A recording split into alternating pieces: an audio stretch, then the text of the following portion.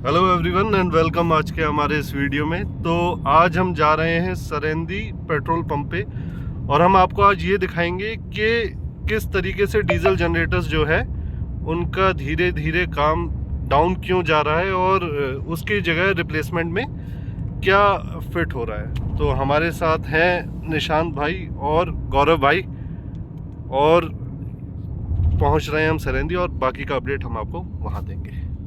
चलिए। Hello everyone and welcome आज के हमारे इस वीडियो में। तो अब यहाँ पे हम आ चुके हैं जियो के पेट्रोल पंप पर और यहाँ पर देखो ये एरिया इस तरीके का है कि लाइट यहाँ पे आम तौर पे रहती नहीं है। तो यहाँ पे इस पेट्रोल पंप को बिजली देने के लिए आपकी जनरेटर की ज़रूरत पड़ती है।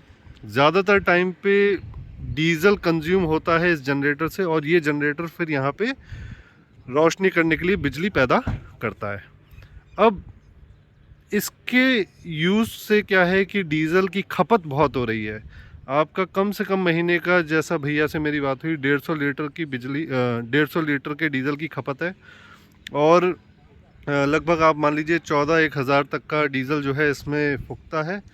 और साथ में जो बिजली का भी बिल आता है अलग से इस समय, क्योंकि बिजली का कनेक्शन है पर ऑल टाइम अवेलेबल नहीं है अच्छे से, तो वो आपका 21 हज़ार तक का आता है। 21 हज़ार का बिल प्लस आपका 14 हज़ार का खर्चा अलग से इस जनरेटर का रहता है। ये अंदर जनरेटर आपका कमिंस का लगा हुआ है, जैक्सन वालों ने इसको साइलेंट पैक करके आगे दिया है। अंदर जो आपका जनरेटर है वो 4 सिलेंडर है डीजल का और लगभग 60 किलोवाट का जो पावर है ये जनरेटर पैदा करता है। अब इसके रिप्लेसमेंट में क्या यहाँ पे लगा हुआ है कि इसका यूज़ करना यहाँ पे बंद कर दिया है बिल्कुल भी। और यहाँ पे पहले भैया से एक बात करते हैं कि उनका क्या रिव्यू है इस बारे में। तो ये हमारे साथ हमारे निशांत भाई हैं जिन्होंने ये पावर कंट्रोल यूनिट यहाँ पे इंस्टॉल किया है। तो इनसे जानते हैं कि किस तरीके से ये हमारी हाइब्रिड टेक्नोलॉजी काम करती है और कैसे इसने इतने बड़े जनरेटर को रिप्लेस कर दिया है। तो ये 3 फेज 40 kVA का सिस्टम है जो कि इस पेट्रोल पंप को पूरा रन कर रहा है। ये इसलिए लगाया गया है ताकि यहाँ पर 12 घंटे की लाइट नहीं आती है। तो जो 12 घंटे की लाइट है वो जनरेटर से चलती थी और जनरेटर कंज्यूम करता था 2 से 2,500 रुपये पर डे का डीजल। हमने उस 2 से 2,500 पर डे के डीजल को बचाया है और इसको लगाया है। ये पूरा सेटअप हमारा लगभग सिस्टम है जिसमें कि अभी सोलर नहीं लगा है। अभी सोलर नहीं लगा है, केवल ये सिस्टम अभी एज अ इन्वर्टर वर्क कर रहा है बैटरी पे। ये हाइब्रिड सिस्टम है। अगर आप इसको बैटरी नहीं लगाना चाहते आप सोलर लगा सकते हैं, बैटरी की जगह सोलर से भी चलेगा। अगर आप दोनों चीज लगाते हैं तो दिन में सोलर से चार्ज होगा और बैटरी से बैकअप रात को देगा। आपको लाइट की भी जरूरत नहीं है। तो ये जो हमारा सिस्टम है ये आप ये एक्सप्लेन करिए कि किस तरीके से काम करता है, क्योंकि जनरेटर जो है वो सबको पता है, वो डीजल उसमें जाता है और पिस्टन उसको बर्न करता है और उसके बाद पावर निकलती है। ये किस तरीके से पावर बनाता है और कितना उसमें खर्चा आ जाता है? इसमें कुछ नहीं है, ये बैटरियों से पावर लेता है, उसको डीसी पावर को कन्वर्ट करता है एसी में और एज इट इज आउटपुट देता है। सबसे सिंपल फंडा, आपको लाइट जाएगी तो जनरेटर को स्टार्ट करने जाना पड़ेगा, उसमें डीजल डालना पड़ेगा, उसके रेडिएटर में कूलेंट चेक करना पड़ेगा। इसमें ऐसा कुछ भी नहीं है। इसमें केवल साल में एक बार, अगर आपके यहाँ बैटरियाँ लगी हुई हैं तो एक बार साल में केवल बैटरियों में पानी चेक करना है। जो डिस्टिल वाटर डलना है, जितना डलना है वो आपको डालना पड़ेगा। वो फ्यूट्स बताते हैं इसमें जो ऊपर लगे हुए हैं। सिंपल फॉर्मूला है।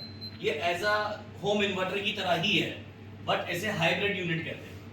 ठीक, अच्छा इसमें खर्चा कितना आ जाता है? जैसे आपका डीजल इंजन में खर्चा बहुत आता है कि डीजल डल रहा है, फिर उसका मेंटेनेंस है, तो इसमें डेली कंजम्पशन ये बिजली का लेगा, उसमें कितना खर्चा बढ़ जाएगा? और अगर मेंटेनेंस हुई तो क्या खर्चा आ जाता है? पहली चीज, नए सिस्टम में 5 ईयर वारंटी होती है। अच्छा, 5 ईयर्स वारंटी में सब कुछ फ्री कवर्ड है।